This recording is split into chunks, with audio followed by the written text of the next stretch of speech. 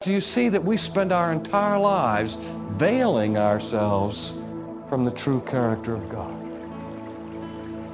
Because our natural bent, our natural inclination, beloved, is to hide ourselves from Him.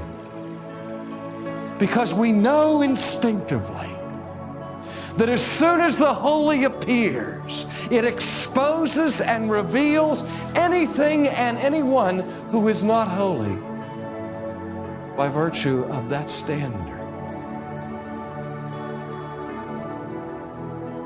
We have a justification for every sin that we commit.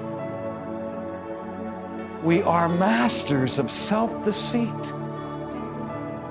Calvin makes this statement. He said, as long as our gaze is fixed on the ground, we're safe.